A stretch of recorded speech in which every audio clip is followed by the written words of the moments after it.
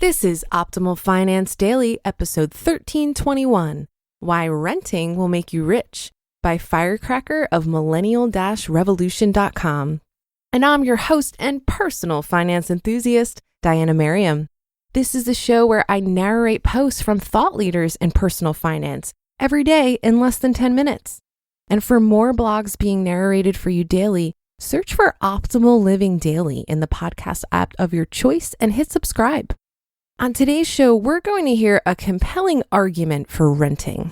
Housing is the number one expense for most of us, and people seem to have pretty strong opinions on the rent versus buy debate.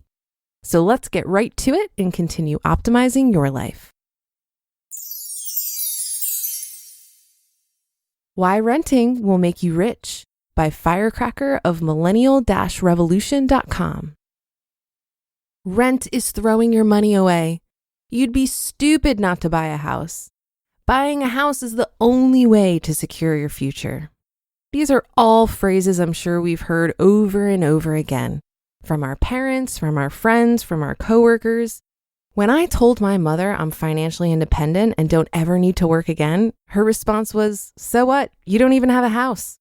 Boomers just can't stop selling the idea that buying a house is the only worthy life goal and anyone who rents is a loser. So who created this illusion? Banks? Real estate agents? Boomers? After all, they're the ones who stand to make a killing from all this.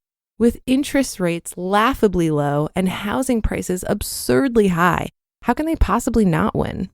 But houses are not the cash cows that they've led us to believe, and here's why I refuse to buy one. Renting lets me have a better career. Do you know what happens when you buy a house? You get stuck in the same place for 5 to 15 years. Why? Because you incur real estate agent costs, staging, maintenance costs, and lawyer fees every time you sell. Additionally, for the first few years, your money is going towards interest and not towards building house equity. House owners are more likely to stay put, even if there are better jobs elsewhere. This is exactly what happened during the 2008 financial crisis. Job vacancies existed at the same time as rampant unemployment. Why? Because the people who had the skills to fill those positions were stuck on the other side of the country. They settled for lower paying jobs in their area, tied down by their houses. In contrast, renting lets you chase your dream job as well as turbocharge your career. At my last job, I could take on high reward, high risk projects because I didn't have a mortgage. If I failed and got fired, I wouldn't sweat the finances. And as a result, I took on projects that were too risky for my house-owning peers and got 2 promotions in 4 years, while they had to slave away on safe projects without a raise in 6 years. That job eventually got so bad, I had to be on anxiety meds. But once again, my decision to rent instead of buy saved me.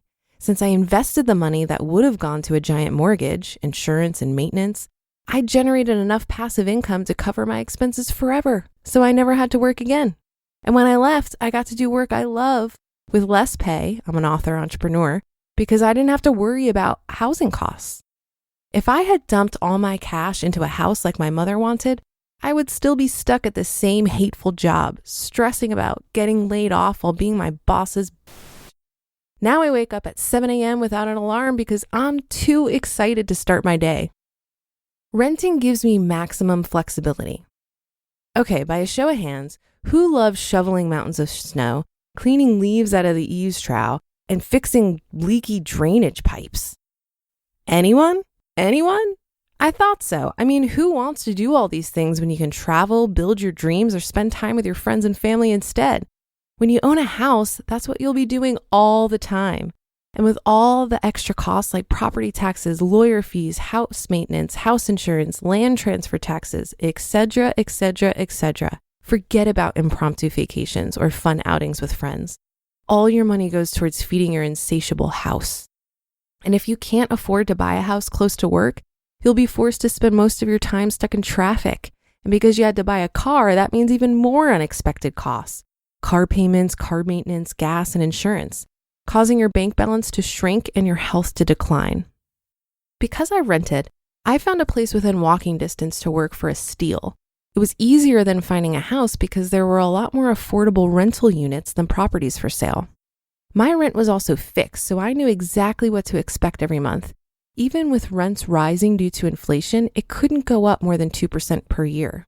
I never had to worry about unexpected $15,000 water damage bills or $5,000 window replacements.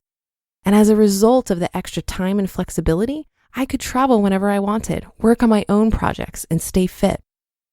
Renting lets me diversify my investments. If I asked you to bet all your money on one stock, would you do it, knowing that a certain company called Nortel once existed? So why would you put your life savings into one asset like a house?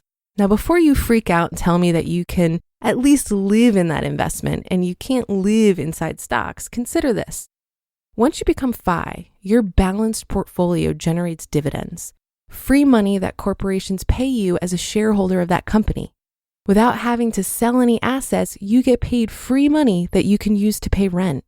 You can even access this money right away, unlike the house equity that you can't touch until decades down the road. And that's only if you sell. And lots of people don't. And of those who do, most just end up buying even more expensive houses. You are renting a place for free. Let me repeat that. You are renting for free. Your stocks are generating free rent while growing in value. So not only are you not throwing money away on rent, you can flexibly move whenever you want without incurring extra costs like lawyer fees, real estate agent fees, etc. And you don't have to lift a finger to do any maintenance. And because your investments are well diversified via bonds, stocks, preferred shares, etc., you don't fall into the trap of having all your money locked in one asset whose price you can't control. So what have we learned from all this? Renting is not throwing your money away. And buying a house comes with way more hidden costs than you think. Costs like a fulfilling career, time, and flexibility to do what you love, and wealth diversification.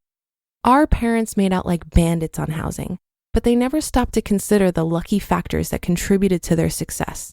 Reasonable housing prices, falling interest rates, a low cost to earnings ratio, factors that are no longer realities in our world today. So let's stop blindly following our parents' advice and start making our own choices. Let's ditch the house, build our wealth, invest it, and live the life we've always dreamed of. You just listened to the post titled, "Why Renting Will Make You Rich" by FIRECracker of Millennial-Revolution.com. And a big thank you to Netgear.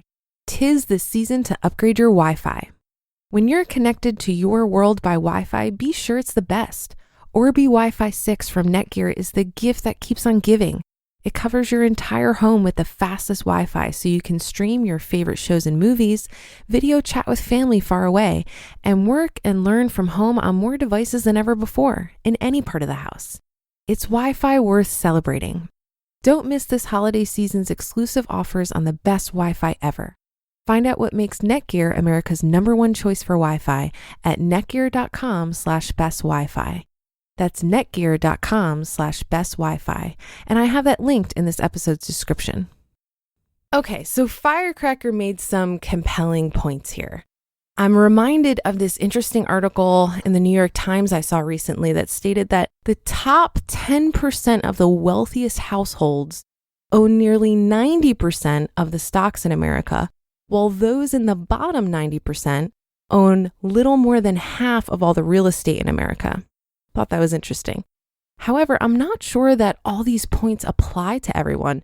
It's mentioned that housing prices are ridiculously high, but I found that's not the case here in Cincinnati.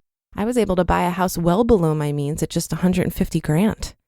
I also don't feel stuck here. If I decided to move, I'd likely rent out this house, and I definitely assessed the rentability of this place before I bought it.